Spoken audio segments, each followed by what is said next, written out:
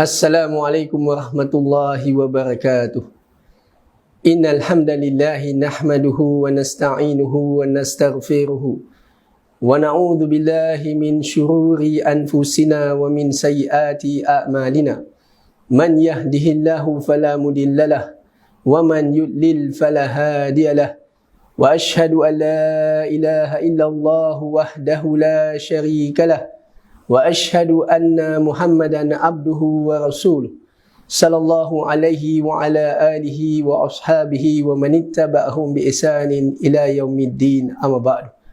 Faqala Allah ta'ala fil Qur'anil Karim ba'da a'udzu billahi minasy syaithanir rajim. Ya ayyuhan nasu taqu rabbakumul ladzi khalaqakum min nafsin wahidah wa khalaqa minha zawjaha wa batha minhuma rijalan katsiran wa nisaa wattaqullaha alladzi tasaaluna bihi wal arham innallaha kana 'alaikum raqiba. Ya ayyuhalladzina amanu taqullaha haqqa tuqatih wa la tamutunna illa wa antum muslimun. Ya ayyuhalladzina amanu taqullaha wa qulu qawlan sadida yuslih lakum a'malakum wa yaghfir lakum dhunubakum wa man yuti'illaha wa rasulahu faqad faza fawzan 'azima. Wa qala Rasulullah sallallahu alaihi wasallam khairukum man ta'allama al-Qur'ana wa 'allamah. Wa qala Rasulullah sallallahu alaihi wasallam talabul ilmi faridatun ala kulli muslim, atau kama qala Rasulullah sallallahu alaihi wasallam. Alhamdulillah, para jemaah muslimin muslimat rahimakumullah, maka syukur kita kepada Allah Subhanahu wa taala atas segala nikmat-nikmatnya yang Dia telah anugerahkan kepada kita, yang tidak terhitungnya nikmat Allah Subhanahu wa taala. Maka nikmat yang terbesar adalah nikmat iman dan nikmat Islam. Maka alhamdulillah, syukur kita kepada Allah Subhanahu wa taala yang telah kurniakan nikmat ini kepada kita, dan juga nikmat-nikmat yang lain yang merupakan nikmat kesihatan, nikmat keamanan dan nikmat anggota badan kita, dan nikmat-nikmat yang lain yang Allah SWT telah kurniakan kepada kita. Insya-Allah pada hari ini kita akan mempelajari beberapa perkara yang telah menjadi sebahagian daripada agama Islam, yang insya-Allah dengan pengajian hari ini kita mohon kepada Allah Subhanahu wa taala agar Allah Subhanahu wa taala memberi taufik kepada kita supaya kita dapat beramal dan menyampaikan perkara yang akan dipelajari. Para muslimin muslimat rahimakumullah, Allah Subhanahu wa taala telah berfirman di dalam Al-Quran, di dalam suratul Asr, ba'da a'udzu billahi minasyaitonir rajim, bismillahirrahmanirrahim, wal asri innal insana lafi khusr illa alladhina amanu wa 'amilus solihati wa tawasaw bil haqqi wa tawasaw bis sabr. Shadaqallahul azim.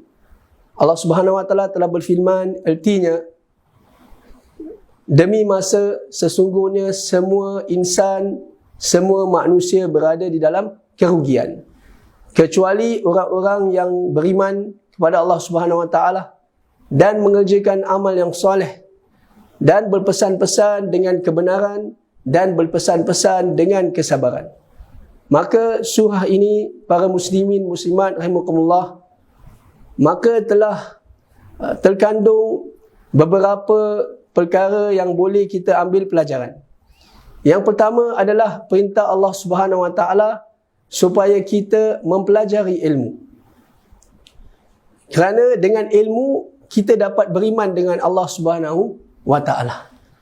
Dan ilmu yang wajib atas kita pelajarinya, maka ada ilmu yang mana ilmu fardu ain, dan juga ada yang dikatakan ilmu fardu kifayah. Dan ilmu fardu ain ini merupakan ilmu yang wajib, tidak dapat tidak setiap orang yang beriman, sama ada lelaki dan wanita, mempelajarinya. Dan hakikat ilmu itu adalah 3 perkara yang terpenting. Pertama adalah mengenal Allah Subhanahu wa taala. Yang kedua, mengenal nabinya Muhammad sallallahu alaihi wasallam, Dan yang ketiga, mempelajari mengenal agama Islam ini yang berdasarkan Al-Quran dan As-Sunnah. Para muslimin rahimakumullah, setelah itu, setelah mempelajari ilmu, maka adalah ke atas kita untuk mengamalkan ilmu itu.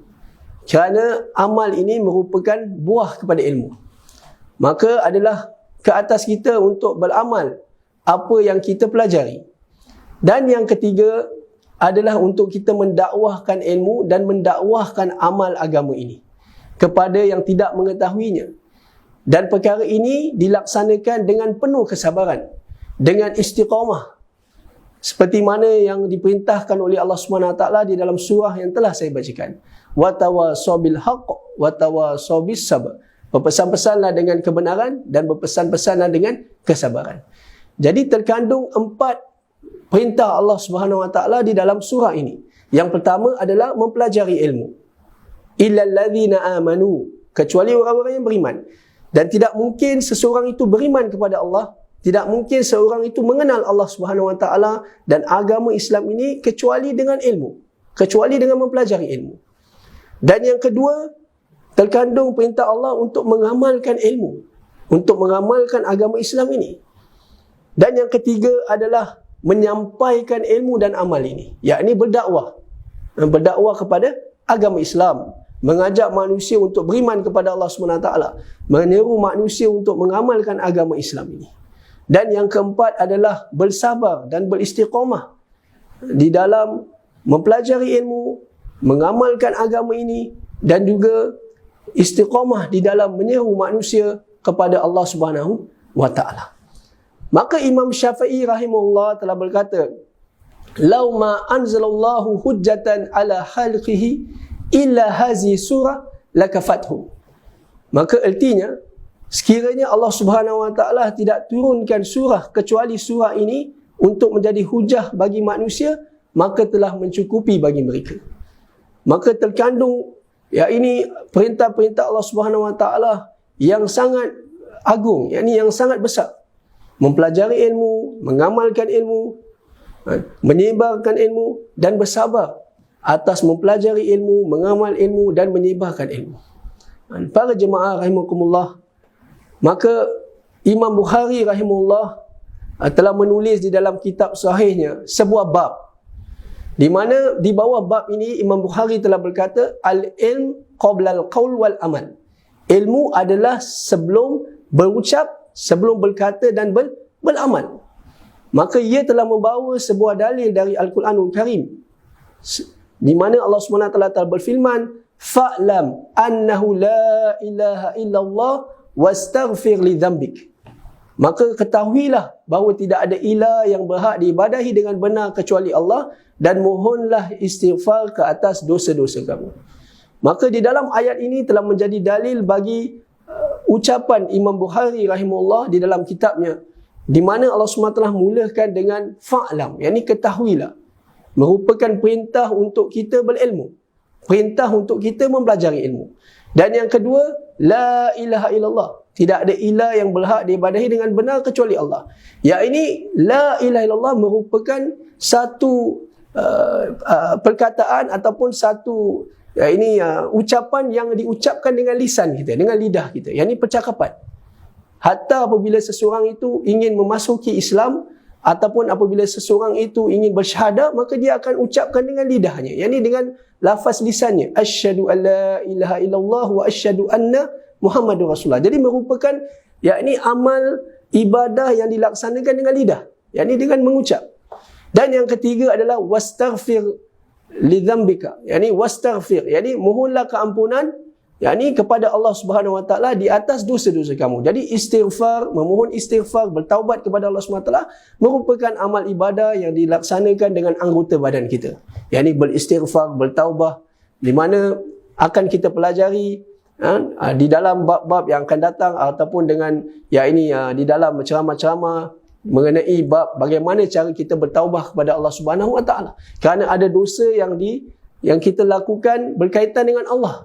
Ada dosa yang kita lakukan yang berkaitan dengan hamba-hamba Allah Subhanahu Wa Taala. Dan di sini ada rukun-rukun yang akan yang terperinci, yang menerangkan mengenai bab taubah. Ini bab taubah. Sekurang-kurangnya kita beristighfar. Astaghfirullahalazim.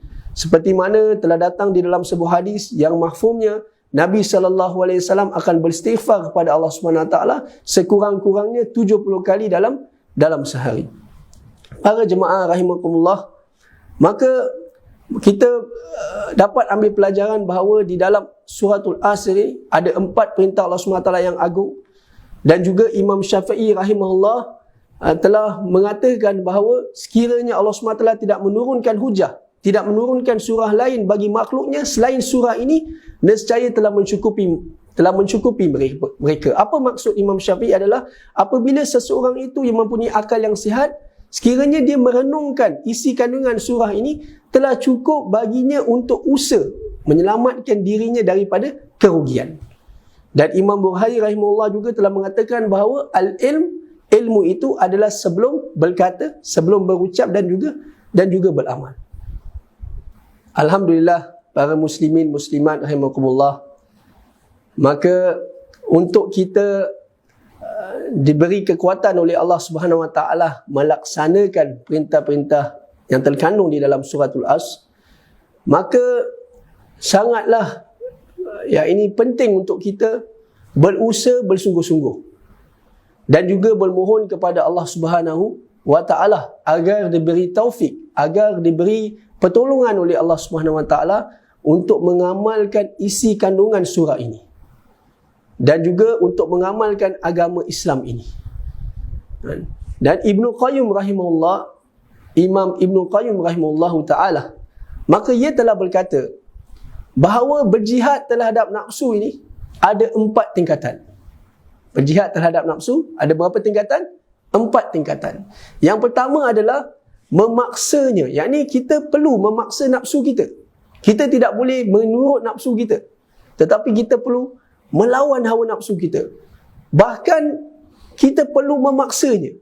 Kita perlu memaksanya. Ini sebagai latihan. Kita perlu memaksa hawa nafsu kita bersungguh-sungguh mempelajari petunjuk dan agama Islam. Mempelajari petunjuk dan agama Islam, yakni mempelajari ilmu mengenai Islam. Berapa rukun Islam, berapa rukun iman, berapa rukun ihsan. Ini semua perkara-perkara yang fardu ain, yang wajib untuk kita mempelajarinya dan mengamalkannya dan menyebarkannya. Jadi yang pertama itu kita perlu, tingkatan yang pertama kita memaksa hawa nafsu kita ni untuk mempelajari agama Islam ini, yang mempunyai 3 rukun: iman, Islam dan ihsan. Jadi bila kita kata rukun Islam, 5 perkara. Pertama, kita mengucap, kita bersaksi, yakni mengucap 2 kalimah syahadah, ataupun kita bersaksi bahawa tidak ada ilah yang berhak diibadahi dengan benar kecuali Allah Subhanahu Wa Taala. Dan kita bersaksi bahawa Nabi Muhammad SAW adalah hamba-Nya dan pesuruhnya. Dan rukun Islam yang kedua adalah kita mendirikan solat. Maknanya setiap hari berapa waktu? 5 waktu solat. Ini yang wajib. Dan juga rukun Islam yang ketiga, kita mengeluarkan zakat ataupun kita membayar zakat. Yang keempat, kita puasa di bulan Ramadan. Ini merupakan puasa yang wajib. Yang ini kita berpuasa di bulan Ramadan. Yang kelima, yakni menunaikan fardu haji, umrah, sekiranya kita mampu menuju kepadanya. Yakni ada syarat-syaratnya untuk menjadikan haji dan umrah ini wajib atas setiap individu muslim itu. Dan rukun iman. Rukun iman berapa perkara? 6 perkara. Pertama, percaya kepada Allah, beriman kepada Allah. Kedua, beriman kepada malaikat-malaikatnya. Yang ketiga, beriman kepada kitab-kitabnya. Yang keempat, beriman kepada nabi-nabinya ataupun rasul-rasulnya. Yang kelima, beriman kepada hari kiamat. Yang keenam, beriman kepada qada dan qadar. Ini rukun iman yang 6. Dan rukun ihsan. Ini ada perbezaan di kalangan para ulama. Ada yang mengatakan rukun ihsan ni ini adalah 1 perkara. Ada yang mengatakan 2 perkara. Jadi telah datang di dalam sebuah hadis Nabi SAW, rukun ihsan, apabila Nabi Muhammad SAW ditanyakan, apabila Nabi Muhammad SAW ditanyakan oleh malaikat Jibril AS, fa akhbirni anil ihsan, maka Nabi SAW telah menjawab, anta budallaha ka'annaka tarahu fa in lam takun tarahu fa innahu yarak. Maka Nabi SAW menjawab, yakni bersabda, hendaklah kamu sembah kepada Allah seolah-olah kamu dapat melihat akannya. Sekiranya kalau kamu tidak dapat melihat akan Allah, sesungguhnya Allah SWT melihat akan kamu. Yakni Allah melihat kamu. Jadi kita rukun ihsan ni, ulama telah bagikan rukun ihsan ini dua. Sebahagian ulama telah membagikan rukun ihsan ini dua. Yakni pertama, lebih darajat dia ataupun makam dia lebih tinggi daripada yang kedua. Yang pertama ni kita menyembah kepada Allah seolah-olah kita dapat melihat akan Allah. Jadi adakah melihat akan Allah ni kita membayangkan Allah macam mana? Tidak. Tapi melihat akan Allah ni adalah kita mengenal apa itu ini sifat-sifat Allah Subhanahu Wa Taala. Apa itu nama-nama Allah Subhanahu Wa Taala. Jadi ini perlu pengajian yang khusus.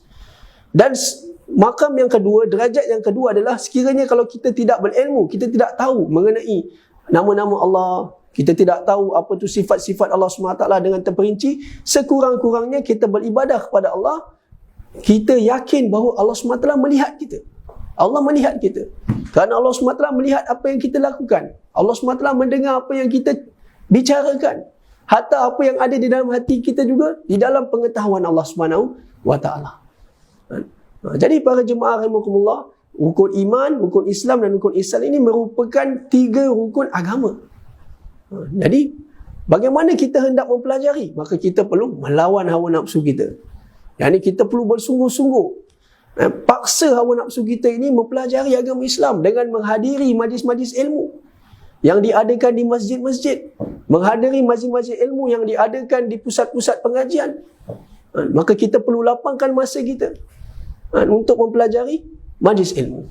Dan yang kedua, para jemaah muslimin muslimat rahimakumullah, yang kedua adalah kita perlu memaksa hawa nafsu kita ini untuk bersungguh-sungguh mengamalkan setelah kita mengetahuinya. Yang ini setelah kita mempelajari ilmu, setelah kita mengetahui ilmu itu, hukum ahkamnya, hukum-hukum di dalam ilmu ini, ataupun bagaimana kita nak melaksanakan satu-satu ibadah itu, kita dah tahu, maka apa kita perlu buat? Kita perlu mengamalkannya. Dan ini perlu kepada yakni bersungguh-sungguh. Kita perlu melawan, kita perlu didik hawa nafsu kita ini untuk membawa perintah-perintah Allah SWT ini di dalam kehidupan kita. Dan tingkatan yang ketiga adalah kita melawan hawa nafsu kita bersungguh-sungguh untuk menyampaikan apa yang kita tahu. Yang ini berdakwah, mengajak. Bila kita kata dakwah ni maknanya mengajak. Bila kita kata sampai, sampai ni kita bahasa Arab ni panggil tabligh. Nabi SAW bersabda, balighu anni walau ayat. Sampaikanlah kalian dariku walaupun sepotong ayat. Jadi ini baligh. Nabi kata baligh. Jadi ini para ulama kata bila Nabi SAW perintahkan untuk sampaikan, ini sebenarnya tashrif. Ini sebenarnya satu kemuliaan bagi umat ini. Kerana apa? Kerana Nabi perintahkan kita untuk sampaikan. Jadi ini satu kemuliaan. Balighu anni. Dan Nabi kata, yakni pertama Nabi kata, yakni anni, daripadaku. Jadi maknanya kita sampai satu kemuliaan. Bila Nabi kata baligh, sampaikanlah, ini adalah satu tanggungjawab. Satu tanggungjawab dan juga satu kemuliaan. Satu tanggungjawab dan satu kemuliaan. Walau ayat ini satu perkara yang sangat mudah. Tahsil. Walaupun satu ayat kita tahu, kita sampaikan. Tapi pastikan ayat itu, perkara itu benar-benar datang daripada Allah dan Rasulnya. Jadi maknanya kita kena belajar. Bila kita belajar ilmu, kita tahu. Kita belajar daripada asatiza, daripada ustaz-ustaz. Kita belajar. Bukan setakat kita baca sendiri, tidak. Tapi kita belajar daripada orang-orang yang bertauliah. Dan kita mengambil ilmu daripada mereka dengan adab. Dan kita mengambil ilmu daripada mereka dan kita sampaikan. Jadi inilah perintah Nabi SAW. Inilah perintah Allah SWT, yang ini mendakwahkan ilmu. Dan juga kita mendakwahkan amal. Bagaimana cara kita mendakwahkan amal? Maka kita kena menjadi contoh. Kita kena menunjukkan contoh yang baik. Kita kena mengamalkan agama Islam ini supaya apabila kita sendiri mengamalkan agama Islam ini, maka orang lain akan nampak bahawa perkara ini mudah. Berarti dakwah dengan hal, dengan keadaan kita mengamalkan, yakni dengan bermuamalah, Cara Islam, bagaimana kita bermuamalah, bagaimana cara jual beli di dalam Islam. Contohnya, bagaimana kita bermuasyarah, hubungan kita dengan kedua ibu bapa kita, hubungan kita dengan anak-anak kita, isteri, suami kita, hubungan kita dengan saudara mara kita, yakni kaum keluarga kita, bagaimana hubungan kita dengan jiran tetangga kita, jiran kita yang tinggal sebelah menyebelah, atas bawah rumah kita. Ada di antara mereka yang satu agama dengan kita, ada di antara mereka yang bukan satu agama dengan kita, tetapi bagaimana kita bermuasyarah, kita bermuamalah dengan mereka. Bagaimana kita dapat memperbaiki hubungan kita dengan Allah Subhanahu Wa Taala dan juga memperbaiki hubungan kita dengan hamba-hamba Allah Subhanahu Wa Taala. Hatta bukan sekata hubungan kita dengan manusia saja, hatta hubungan kita dengan tanam-tanaman, hubungan kita dengan haiwan-haiwan. Di sini semua ada pelajaran. Yakni di dalam bab akhlak. Yakni bagaimana kita berhubungan dengan makhluk-makhluk Allah Subhanahu Wa Taala, walaupun mereka bukan manusia sekalipun. Jadi bagaimana untuk mendatangkan perkara ini? Tidak ada cara lain, kena lawan hawa nafsu kita, kena paksa bersungguh-sungguh mendakwakan dan mengajarkannya kepada yang tidak mengetahuinya. Dan yang terakhir, tingkatan yang terakhir, bagaimana kita nak melawan hawa nafsu kita ni adalah memaksa hawa nafsu kita ni dengan apa? Dengan bersabar, istiqamah di dalam kita menyeru manusia kepada agama Allah Subhanahu Wa Taala semata-mata untuk kita mencari keredaannya. Semata-mata ikhlas untuk kita mencari keredaan Allah Subhanahu Wa Taala. Kerana apa saja amal perbuatan yang kita lakukan, maka tidak akan diterima tanpa keikhlasan.